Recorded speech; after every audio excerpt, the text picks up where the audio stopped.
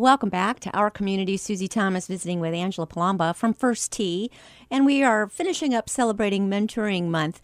But when the program, now you've been with the program how long?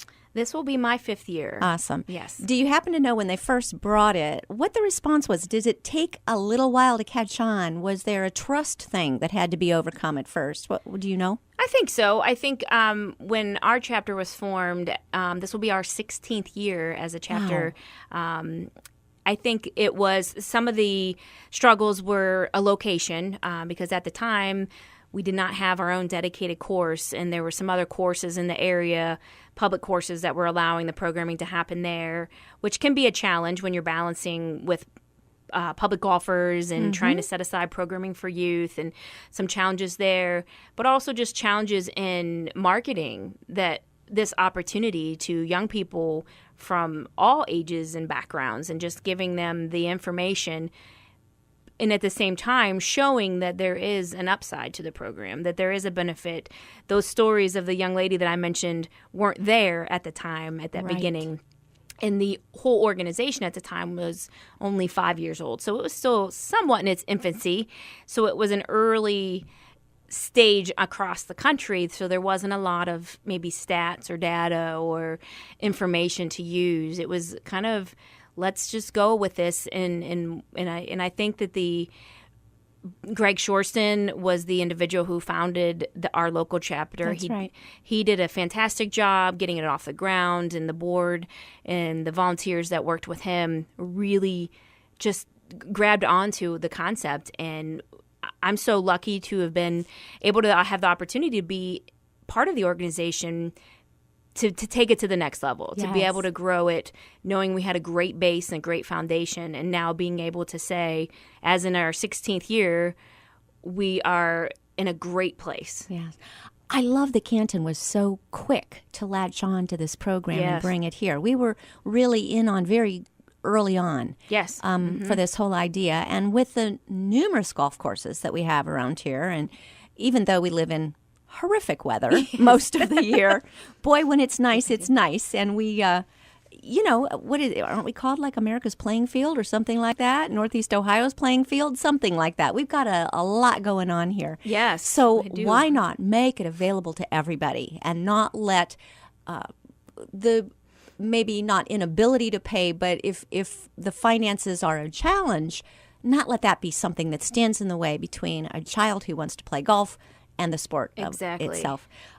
You must be looking for mentors then to be willing to work with people, to be willing to give up some time and really have the joy of being able to share something they love with a young person. Yes, definitely. It's we are a small nonprofit, so we rely heavily on the gracious time of volunteers. They give us so much by being involved, and we're always looking for new people to be involved. It's not about just golfing. You don't have to be a scratch golfer or feel like you are ready for the tour. That's my very next question. How good of a golfer do you need to be? You could be the worst golfer there is. You may not even have to have a lot of golf experience. It might be something we can match up with you. We manage and maintain our own facilities, so that requires mowing, course maintenance, flowering, the mulch the beds, and all that sort of thing. So there's facility needs. So someone loves to mow, but they don't like golf, but they could help impact us by putting resources back into the programming and into the kids. Is that part of the program really like caring for the course itself? Would there be some children, maybe they're not that athletically inclined, but they're very interested in what it takes to manicure those beautiful golf courses. And I know that's even a college major and something that's very valuable now. Once you graduate with that degree, you will be taking care of a great golf course somewhere. Is that something that's a marketable skill? I think it is. I mean, right now we don't have a specific program designed for that. However, we have talked about creating maybe an event or some sort of opportunity for kids to learn about the process of golf course management, where we would bring in local experts from other courses, because most of our management of our course is done by volunteers or some paid staff that may not have that background in that. But it is definitely something that we've talked about being able to share as like an educational session. So what does it look like? A person says, all right, I'm very interested in becoming a mentor and becoming a volunteer with First Tee. Is there training, and then how do you get matched up with a young person, and what does that relationship really look like then from that point? Sure. Usually the first step is going onto our website, thefirsttcanton.org, and there is a button on our website up on the right-hand corner where you click on there to volunteer. And you fill out a form, and you put in there what your interest may be. It may be facilities, it may be mentoring, it may be tutoring and helping with some kids with after-school programming, or it may be wanting to be a coach and go through the training program and being able to offer your expertise in that area. And once we receive that, we have a staff member that will follow up with you and schedule a time to meet. I mean, we usually do an interview, do a tour of the facility, go into a little more detail about the program and how scheduling works, how classes work. And then from that point, we match up that individual with what area they want to be involved with. So it may be mentoring, again, it may be whatever they want to do, and finding that niche with them and creating that schedule. And then really it just depends on their flexibility. Our program is now year-round. We underwent some major renovations last summer to have a year-round indoor space. So we have a classroom. We have a large indoor golf space with 2 simulators, some hitting nets. Nice. So kids are there year-round now. We just started programs in January. So we have classes in the winter. We have classes in the spring and summer. So in fall. So it is truly a year-round program for us. So if people are out of town part of the year, they're here part of the year, and whatever their expertise might be, we can find a spot for them if this is something that really gets them going and gets them excited about volunteering and working with youth. I love those simulators, and we should all be practicing our putting indoors no matter what, because that's the first thing to go, and the one thing that you really can practice inside in this, snowy weather. You can be creative, for sure. Absolutely. You mentioned before a go-to team. Yes. Let's talk more about that. What is that? How does a person become involved with the go-to team?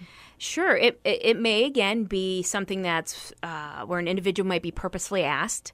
As a participant in our program progresses through the different levels, they become more ingrained in the idea of what a go-to team is. So when they start in our player level, they're not going to have a lot of that information. But as they get into the next level, we talk to the kids about their support system, creating a go-to team. How do you select those individuals? So it's really working with the young people to think about those things.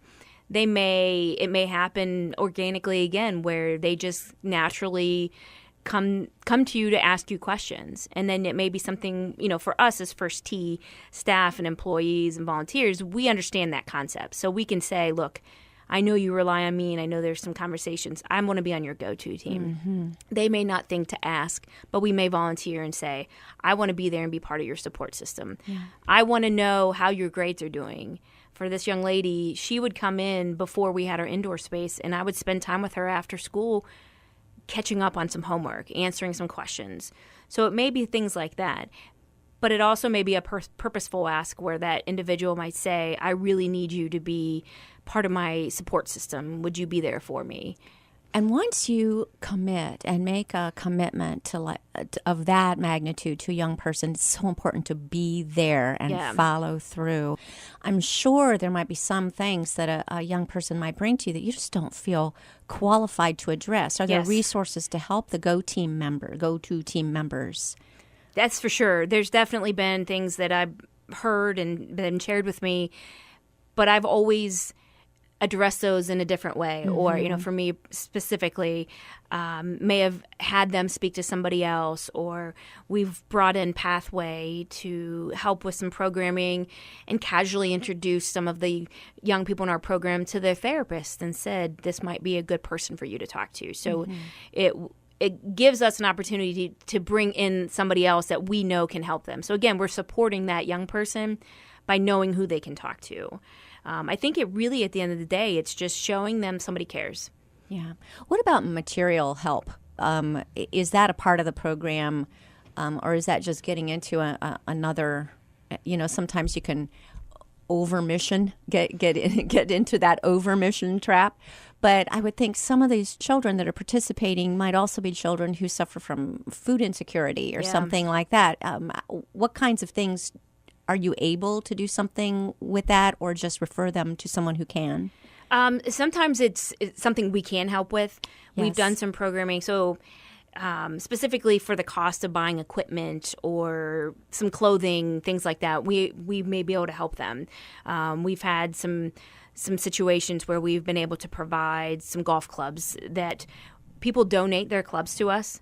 And the ones that are in great condition that we can reuse, we put them in sets and we'll give them to the kids. And that gives them the opportunity to take a sport they love and be able to keep playing it. So they're not just relying on us to give them the equipment and use when they're at our place. It's funny you said food insecurities, because we have a garden that we started. It's to work with the young people to teach them a seed to table concept. So it's part of our Healthy Habits programming. So we have started that to give them the opportunity to know how to do it at home, but they can also work with the garden at our place and then be able to take that fresh produce home. That is awesome. Let's talk about donating, because what a better thing to do with that golf club than pitch it into the lake when it absolutely frustrates you. Give it to someone who really can use it. It may not work for you anymore, but there's somebody else that might be able to use it. Just might. That's right. How do we make donations of either monetary value or of equipment? We accept equipment donations dropped off to our facility, again on 25th Street in Canton. Our office hours are 9 to 5, so we prefer during that time frame, Monday through Friday. However, once summer comes, we're there longer hours, so there may be somebody there just to drop off, and we can provide a tax receipt for anybody wanting to donate equipment. We prefer not shoes, just for the sanitary reason, but if there is a pretty good pair of shoes that aren't worn that often, we may be able to use those and provide those to a young person. One interesting side piece on donations is we actually are really in need of a lot of equipment to maintain the course, hammers and saws and different things like that, because we went through, with our renovation, really went through kind of an audit of what we need, and we have a lot of needs for just everyday maintenance equipment that we can utilize for the course, maintaining our buildings, things like that. Good to know. And I think something that we wouldn't even think of. Is there a website to go to where we can kind of just keep in touch with you? And our website is thefirsttcanton.org. You can get information about the programs there, our staff, as well as volunteer signups. Make a monetary donation through our website, and then there's also information about how to donate clubs, equipment that's needed. There's a lot of information on that site. We also have some social media sites through Facebook, Twitter, Instagram. Some of those are just to share our stories and share things going on, but we also post some important updates and information on those sites too. Awesome. Thefirsttcanton.org. Angela Palamba, thank you so much for all you're doing in our community. Thank you.